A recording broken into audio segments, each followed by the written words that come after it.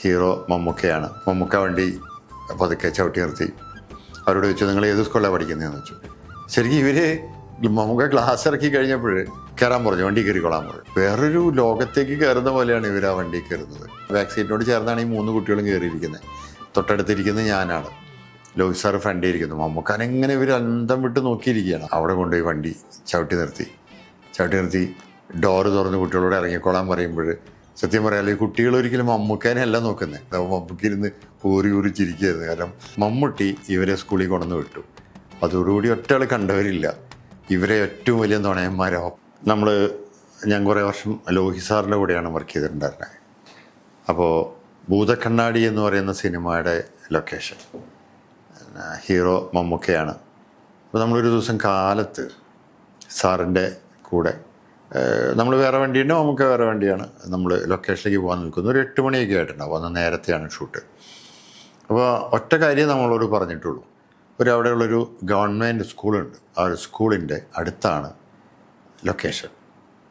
അപ്പോൾ അന്ന് ഈ ഗൂഗിൾ മാപ്പ് അങ്ങനെയുള്ള സംഭവങ്ങളൊന്നും ഇല്ലാത്തതിനാൽ ഏകദേശം ഒരു വഴി ഞങ്ങൾക്കറിയാം. അപ്പോൾ ഞാൻ ലോഹിത് സാറിനെ കൊണ്ട് നിൽക്കുമ്പോഴും മമ്മൂക്ക വന്നിട്ട് ലോഹിത് സാറിൻ്റെ അടുത്ത് വെച്ചു, ഇങ്ങോട്ട് വാ, ഈ വണ്ടി കയറുമെന്ന് പറഞ്ഞു. മമ്മൂക്കയാണ് വണ്ടി ഓടിക്കുന്നത്. മമ്മൂക്ക വണ്ടി ഓടിക്കുന്നു. പുറകിൽ ഞാൻ കയറി, വേറെ പുള്ളിയുടെ കൂടെയുള്ള ആൾക്കാരും വണ്ടിയിലുണ്ട്.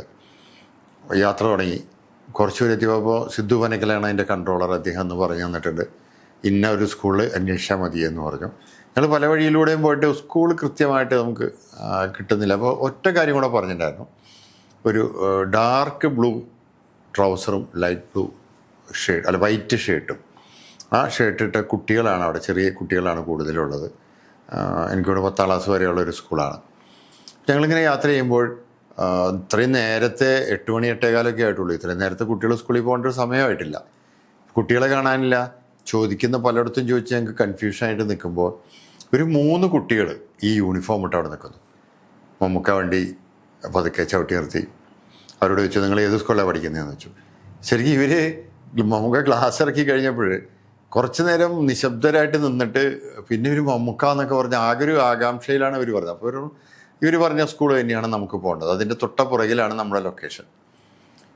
കയറാൻ പറഞ്ഞു, വണ്ടി കയറിക്കൊള്ളാൻ പറഞ്ഞു. ഇവർ വേറൊരു ലോകത്തേക്ക് കയറുന്ന പോലെയാണ് ഇവർ ആ വണ്ടി കയറുന്നത്. ഞങ്ങൾ വണ്ടി കയറുന്നു. മമ്മൂക്കാനെ ഇവരിങ്ങനെ നോക്കിയും കാണും. ബാക്ക് സീറ്റിനോട് ചേർന്നാണ് ഈ 3 കുട്ടികളും കയറിയിരിക്കുന്നത്. തൊട്ടടുത്തിരിക്കുന്നത് ഞാനാണ്. ലോഹിത് സാറ് ഫ്രണ്ടിൽ ഇരിക്കുന്നു. മമ്മൂക്കാനെങ്ങനെ ഇവർ അന്തം വിട്ട് നോക്കിയിരിക്കുകയാണ്. അത്ഭുതത്തോടെയാണ് നോക്കിയിരിക്കുന്നത്. വണ്ടി പോയി. അപ്പോൾ ഇവർ ലെഫ്റ്റ് റൈറ്റൊക്കെ പറയുന്നുണ്ട്. ഇന്ന ഇടത്തോട്ട് വലത്തോട്ട് ഇവർ ഇത് സ്ഥിരം പോകുന്ന വഴിയാണല്ലോ. ഞങ്ങൾ ഏകദേശം ആ സ്കൂളിൻ്റെ മുന്നിലെത്തി. മമ്മൂക്ക സ്കൂളിൻ്റെ ഗേറ്റ് തുറന്നിട്ടുണ്ട്. അദ്ദേഹം റൈറ്റിലേക്ക് വണ്ടി എടുത്തു. സ്കൂളിനുള്ളിൽ കൊണ്ടുപോയി ഓഫീസ് റൂമിൻ്റെ അവിടെ കൊണ്ടുപോയി വണ്ടി ചവിട്ടി നിർത്തി ഡോറ് തുറന്ന് കുട്ടികളോട് ഇറങ്ങിക്കൊള്ളാൻ പറയുമ്പോൾ സത്യം പറയാമല്ലോ, ഈ കുട്ടികൾ ഒരിക്കലും മമ്മൂക്കാനെയല്ല നോക്കുന്നത്. ഇവർ മമ്മൂക്ക ഗ്ലാസ് താഴ്ത്തിയിട്ടാണ് ഇവരോട് ടാറ്റയൊക്കെ പറയുന്നത്. ഈ ഡോറ് തുറന്നിട്ട് ഇവർ ചുറ്റും നോക്കുകയാണ്. ഇവരുടെ കഷ്ടകാലത്തിന് ഇവരുടെ സമയം റെഡി ചെയ്യാത്തതുകൊണ്ടോ എന്തോ ഒറ്റ കുട്ടികൾ എത്തിയിട്ടില്ല. എനിക്കൊന്നും പിയൂൺ പോലും അവിടെ എത്തിയിട്ടില്ലാത്തൊരു സമയം. കാരണം 10 മണിക്കുള്ള സ്കൂളിലേക്ക് ഞങ്ങൾ ഇത്രയും കാറിൽ പോയപ്പോൾ 8:45 ആകുമ്പോഴേക്കും അവിടെ എത്തിയിട്ടുണ്ട്. ഒറ്റ കുട്ടികളില്ല.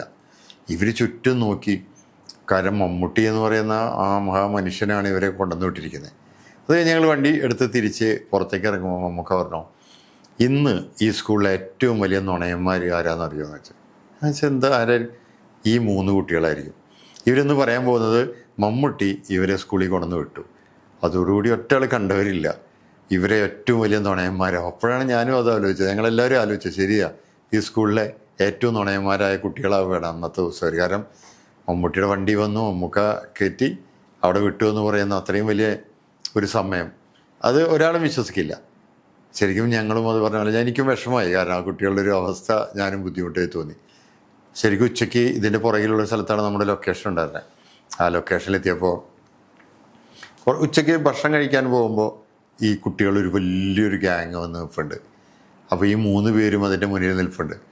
ഞാനാണ് മമ്മൂക്കയുടെ അടുത്ത് പോയി പറഞ്ഞത്, നമുക്കത് ആ 3 പേര് വന്നിട്ടുണ്ട്. അയ്യോ ഓക്കെ എന്ന് പറഞ്ഞാൽ നമുക്ക് അപ്പം തന്നെ ആ 3 പേരെ വിളിച്ച് അവരുടെ അടുത്ത് ഭയങ്കര കയ്യൊക്കെ കൊടുത്ത് ഭയങ്കര സ്നേഹത്തോടെ പെരുമാറി. നമുക്കറിയാം ഇപ്പോഴാണ് അവന്മാർക്കൊന്ന് സമാധാനം ഉണ്ടാവുക. കൂടെ വന്നവരെ കാണിച്ചു കൊടുക്കാൻ കൊണ്ടുവന്നിരിക്കുക. ഞങ്ങൾ മമ്മൂക്കാനെ അറിയും, ഞങ്ങളിന്ന് കൊണ്ടുവന്ന് വിട്ടത് മമ്മൂക്കയാണ്.